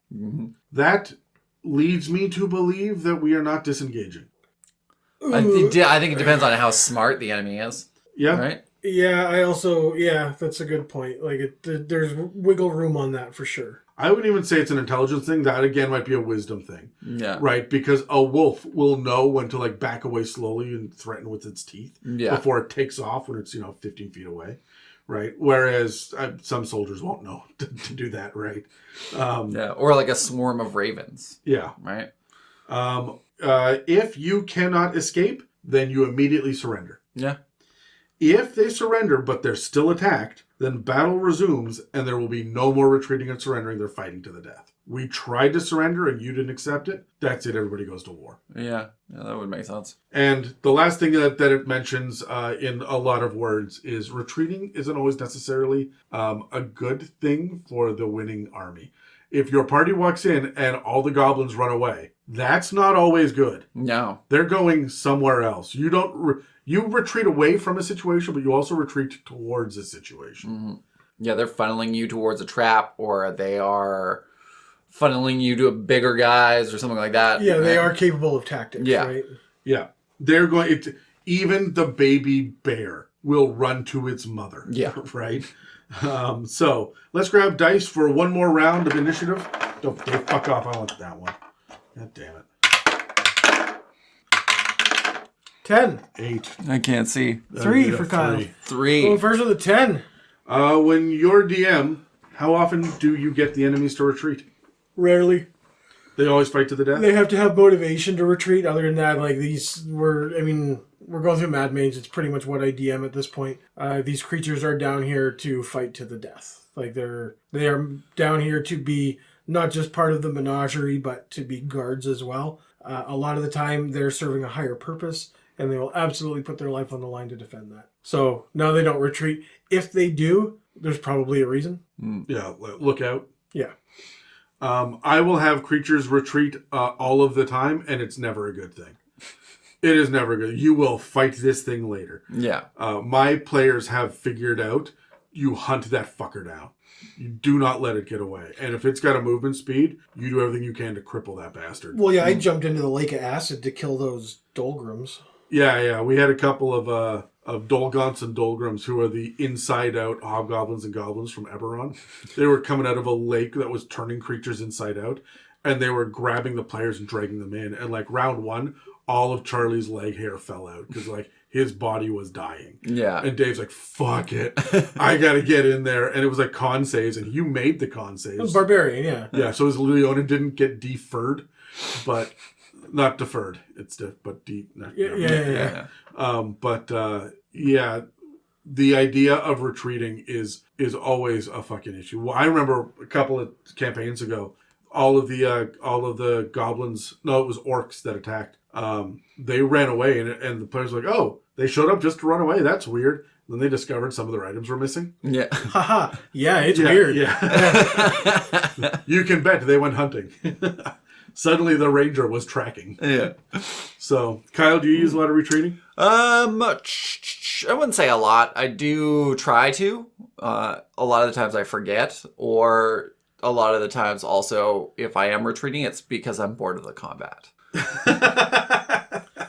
I'm like, this isn't working out the way I wanted it to. Honestly, that's not a bad point. Like, you're managing a game. Manage it. Exactly. If you've got one guy left and your barbarian's gonna kill him, yeah, and then it's like you're halfway across the screen and there's gonna be a whole thing. Nah, you know what? He's just gonna go out. Yeah, we're here to play playoff hockey, not regular season soccer. Yeah, right? Like fuck that. If this is long and boring, I'm out. Yeah. Dave, when you're a DM, how often do you get the friendly NPCs to retreat? We don't use them, and when we do, you guys control them, so never. Never? Never. The NPCs are not mine to control. The NPCs are going to be locked in this location to give information or help in some manner, or they're going to accompany, and if they're accompanying, the party gets to decide what they're happens. Combatants if they're accompanying. Yeah, it's with the child, like get down over here with Yek, you shoot your crossbow, just that kind of thing. Yeah. So I have my NPCs retreat all the time. You guys have been escorting NPCs all of the time. Yeah, if they we run back didn't, behind cover. If we didn't, it would just slow everything down because there's like 30 of them. Yeah, but my players are heroes. Mm-hmm. The NPCs are not. Yeah. They are there to be protected. Therefore, they must be fairly useless. Therefore, they're going to run away. And half the time, they will run away in the wrong fucking direction. Which is pretty hilarious to watch my players flip out. No, this way. And that's actually, Dave, how your character died, how Zenthos died. Was there were a bunch of NPCs that were herded into a bar because they thought the tavern would be safe. And then, nope, the floorboards splintered and creatures came up out of the ground. They're like, well, shit. So then it was run back out of the tavern. But a handful of them stayed in the tavern because it's still safer in here than out there. And it clearly fucking wasn't. So your character was escorting all of the people running out, saw that there were still 6 children inside and went, fuck. And went back to get them. And then you died in a blaze of glory rescuing them. Damn children. It's always the damn children. Yeah. This is why you shouldn't have children. I don't. Or at least none that I'm willing to acknowledge. Do you ever have friendly NPCs retreat, Kyle? Yeah, they are cowering in the back all the time. Yeah, they're not there to add to initiative? Not really at all. If I am going to have one, like I did with Yak when I created a sidekick, he's just going to be there for buffs. He's just going to help the party look better. Yeah, I think sidekicks won't retreat. And I think that's your point too, Dave, right? Is if you're there for combat, you're there for combat. Yeah. But, morale aside, so if you're not taking in all those morale scenarios, is there anybody that never retreats? Any monster type? Any kind of motivation that'll make it so that you never retreat? Dave was talking about guards. Guards don't retreat. Yeah, the guys, the foot soldiers, they don't retreat unless it's been ordered to, right? Like if they're in a military faction of some kind, they have orders, they're not retreating. If there's an organization to it, they're going to be a little more committed, I actually look at creature type. Celestials and fiends, so devils, demons, and other generic fiends, and Yugoloths, they will never retreat. If they're killed, they respawn back on their home planet. There's no reason to retreat. They'll be back. Yeah. Also, undead won't retreat for the most part. They're there for an undead purpose. Like a lich might, or a death knight with an army to run may, But, I mean, that mummy is coming at you. The zombie's coming at you. The ghost is here for a reason. Constructs, depending on if they're programmed or not. Plants and oozes don't have the intelligence to retreat.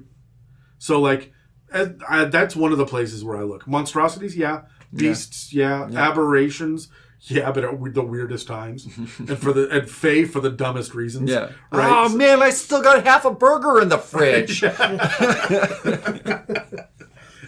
Kyle, do you have any other, like, who never retreats? Yeah, that's pretty much it. I mean, a lot of times it's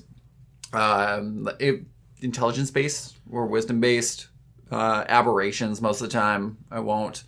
Anything that's, like, chaotic evil a lot of the time, I won't have them retreat. Yeah, but chaotic evil doesn't mean chaotic stupid. Yeah, I right? know, not always. But I mean, a lot of if I was going to pick the highest percentage of people that don't retreat for me, it would be chaotic evil. Yeah, I would also say that anything that's a zealot, Yeah. cultist, like the true believers don't retreat. Yeah. If you're like right at the end and it's, I can't let you have this, you know? When the enemies are retreating, and it's a bad thing, because they're going to get reinforcements or they're leading towards a trap or anything, do you telegraph that to the players? No. Absolutely not. Defeats the whole purpose. See if they can figure it out on their own? Yeah. I usually telegraph that just a little bit too late. So you have gotten into enemy territory, but you haven't triggered the trap. You can smell like smoke on the air, but you can't see it yet. Or there's a little line of smoke in the distance, and they run towards that smoke. Yeah. Oh, right. So one of those things that you can tell in retrospect. Yeah, shouldn't have done this. Yeah. Fuck. Yeah. Right? Or the foliage, they're running in, and you'll notice that they're heading towards the densest foliage. Mm-hmm. Oh, because they're going to go hide. No, it's because there's 90 more of them hiding in the foliage, right? Like, so I will telegraph that, but it's usually too late. Yeah. The next encounter has started. You're just not aware of it yet. Yeah.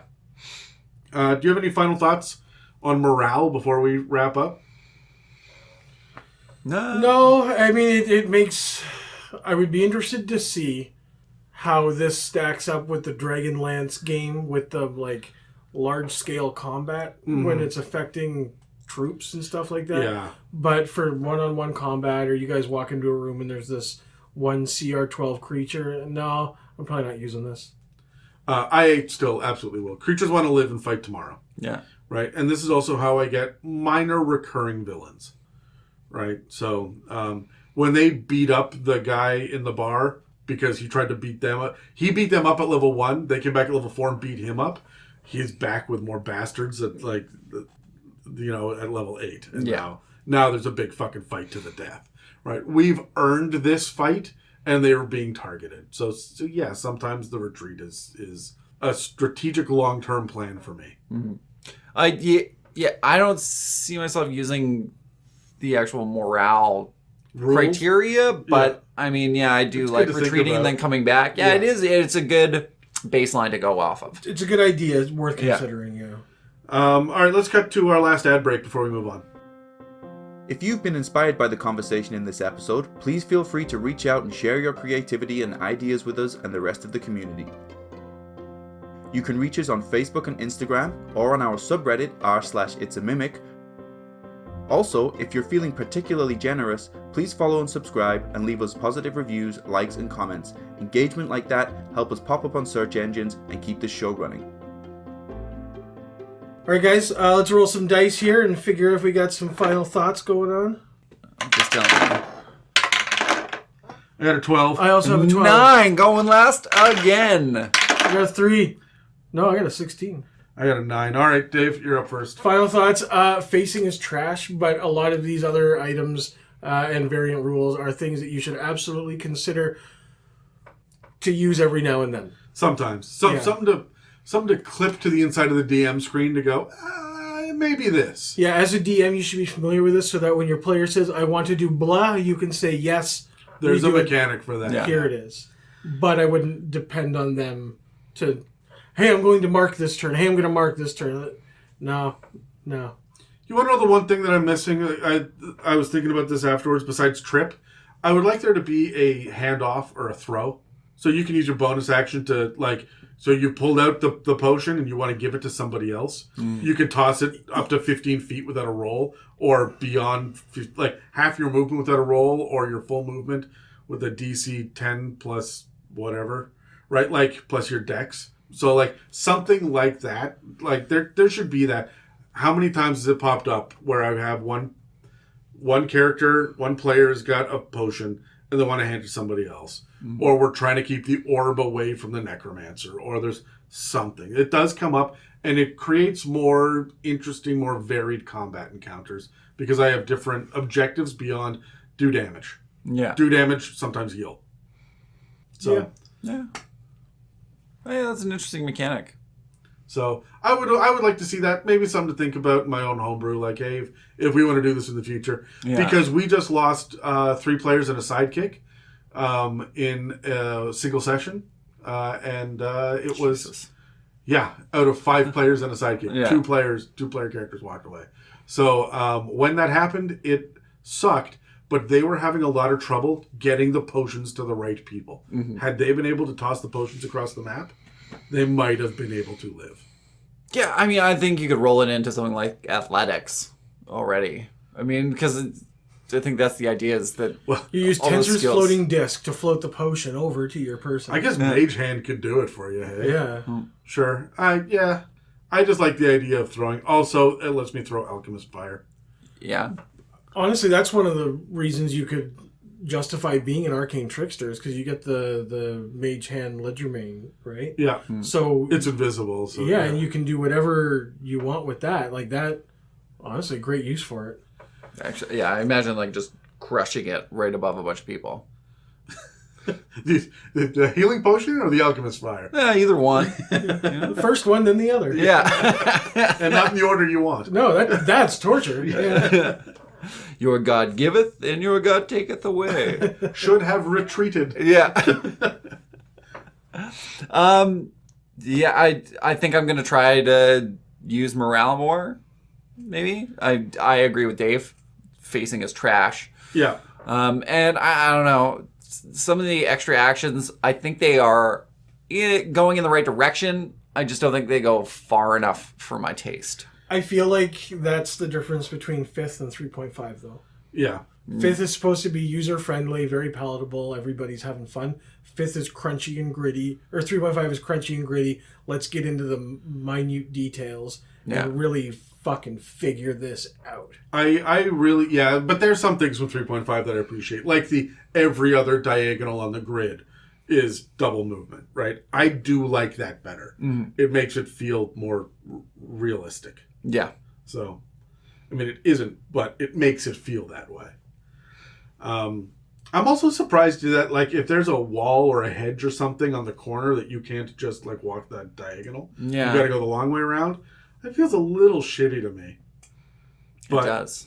But I'm not going to use that. I'm going to let them walk the diagonal.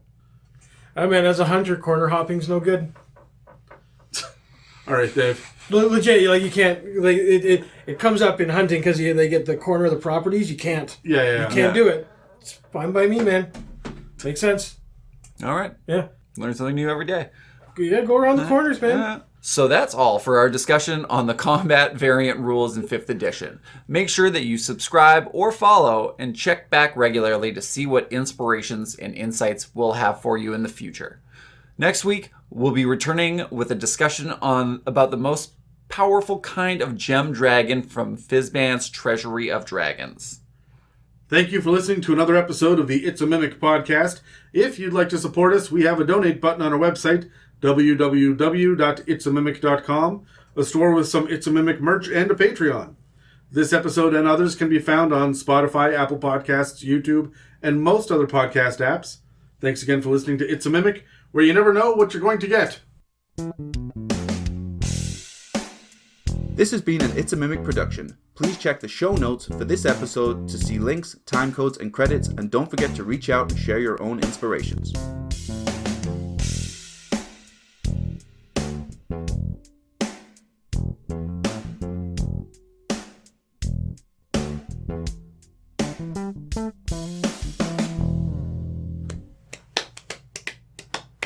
I feel like there was like no combat variant rules compared to previous editions. Yeah. Like this felt light and dumb. Yeah, they all felt like a reaction like, oh, people are going to be pissed if we don't have more. The Pathfinder people will be mad at us. Turn it up a bunch so that we can just talk in regular volumes. Turn it up. Every now and then I turn it up. Turn it down a little bit. All right. Grits. They call me Mr. Gribbs. So that's all for our discussion on the combat variant rules in 5th edition. Make sure so that's all for our discussion. Okay, see you next time.